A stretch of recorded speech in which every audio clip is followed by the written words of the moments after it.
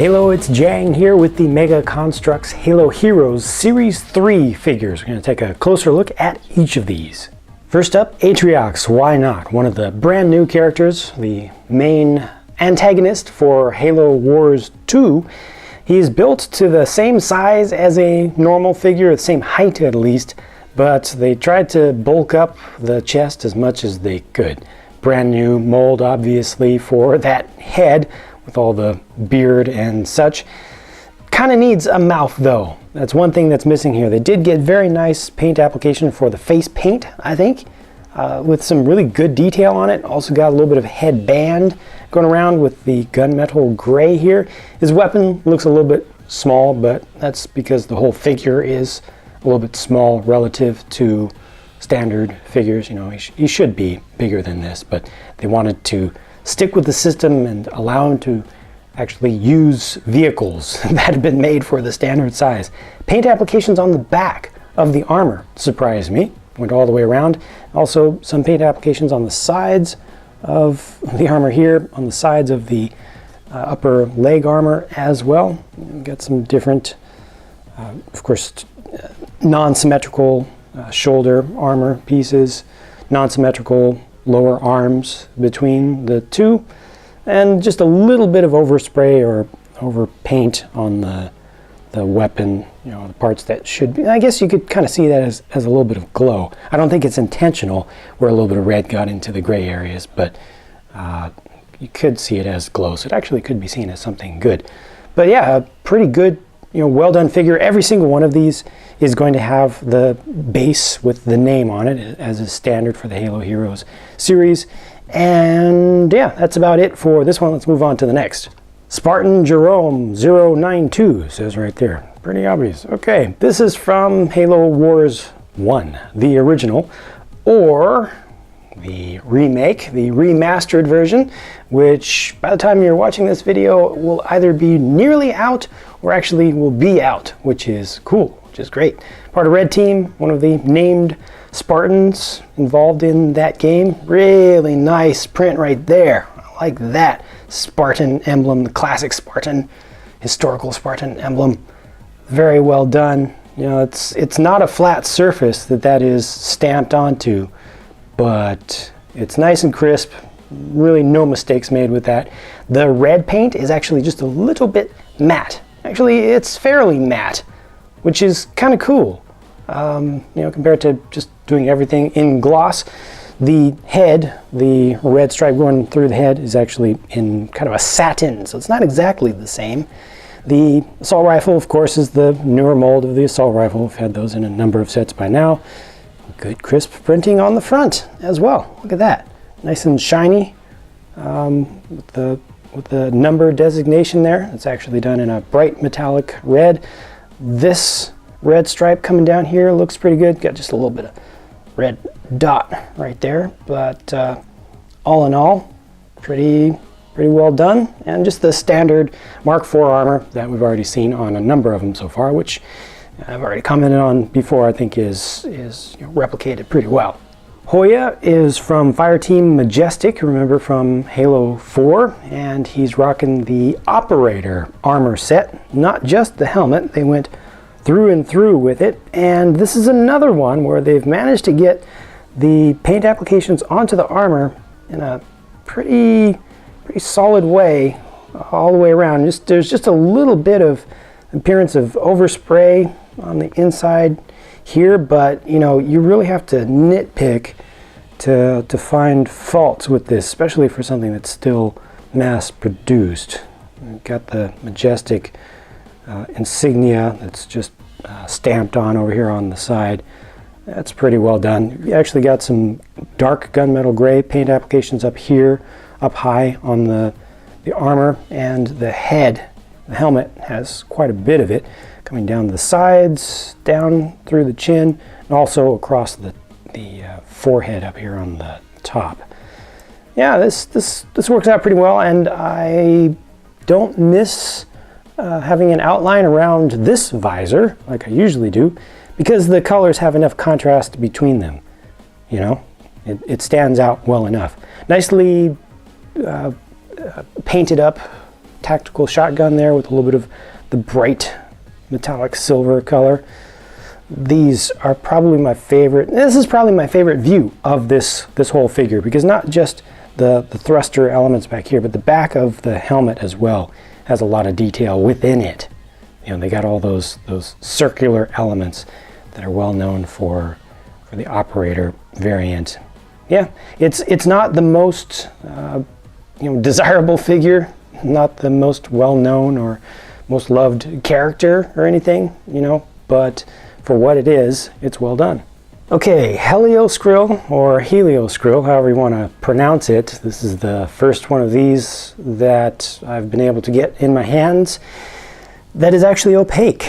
From Challenger series, you got the bright green translucent one, the ultra rare, but here I actually get to see the shape of everything properly.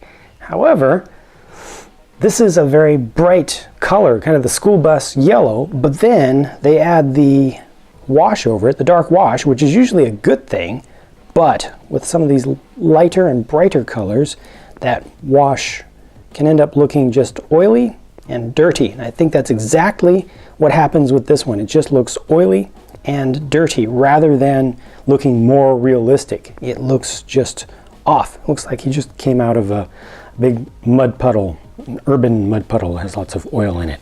Now this one does have the proper outlining around the visor, as is much needed for this, this type of color scheme, and that works well. The shaping of the head, I think, looks good. The shaping of the armor also looks good. I feel like this could have been just a little bit sharper in here. Feels like there are actually some, or looks like there are actually some hand brush strokes in there, like they actually applied it more carefully.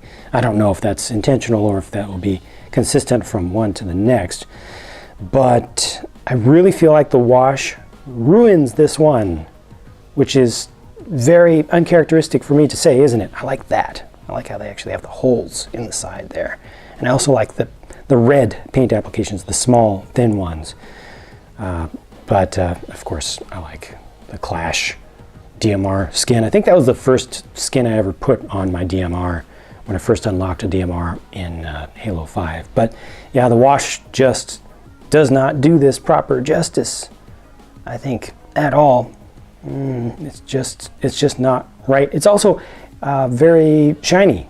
It seems like they used this looks like it's using a matte wash up here, but then around here it's just so glossy. Everything looks so glossy. So cool armor set, good paint applications, good weapon, but the wash itself just wasn't right. Just wasn't appropriate in how it was applied. Maybe something thinner would have worked. I'm not sure. Let me know in the comments what you think about that. Now on the other extreme of washes on bright colored armor sets, here's Spartan Palmer with no helmet on, with the brightest, just cleanest pearl white colored armor. Pearl white with no wash on it. I think that if they did put a wash on this, it probably would not have worked out well either. It would have gone on exactly the same as on the Helioscrill, however you want to pronounce that. But this is just such a bright color. It's unnaturally bright, especially with the thickness of it. As you see up towards the top of the armor, you can actually see light shining through it. So it has some translucency to it. Let me see if I can get just a little better contrast for you if your contrast settings on your device aren't all that great. But the paint applications that are on here are nice, especially on the arms and the knee pads. The sculpt of the head I think is pretty good. They went with the style of having holes to represent eyes, which I think works out just fine. The hair is done especially well on this.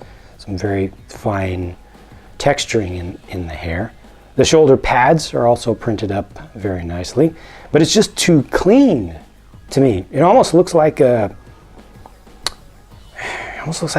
butter or something, or some kind of lotion. It looks just creamy and almost fluid, the armor, which is a little bit awkward to me. Now, they do include in this set, when you get this figure, they do include helmet for her, and that doesn't really help the situation. Doesn't really make it feel more believable, I think. But good mold, good paint applications. Does need the outline here, so we didn't get the outline on this one. I think it needs it just because, I mean, there is some contrast. There's quite a lot of contrast actually between the visor and the white color, obviously, but I still think it ends up looking a little bit too thin and needs more.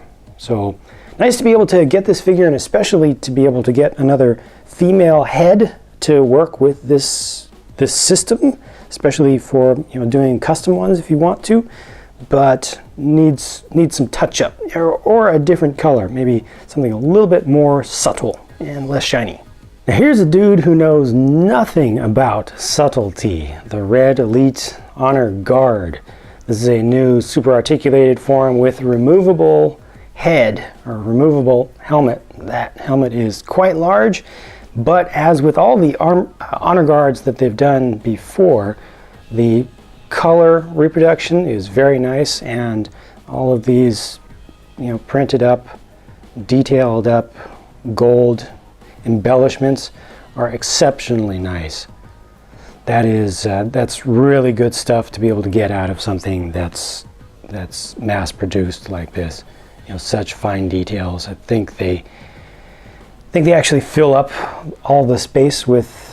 No, I'm trying to deduce how it's done here, and it looks like it's just applied like everything else. But gosh, the registration that's required to get all that to fit in the proper spots, because all these black areas are actually raised and all the gold areas are actually, you know, pushed in a bit.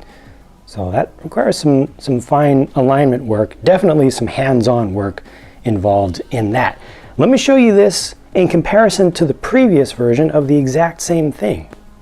What do you think of that? The new one absolutely dwarfs the old, makes the old look like a baby or something. My goodness.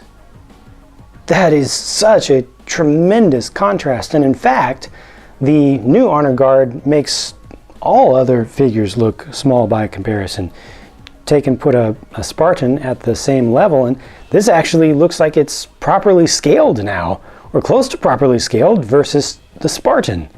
So that actually could be a good thing if they continue with this, and if they're actually going towards intentionally, you know, scaling up the elites, but then of course they need to scale up the brutes in their widths as well, scale down the Marines maybe. I don't know how I feel about that, because this is a really good looking figure with all these new molds.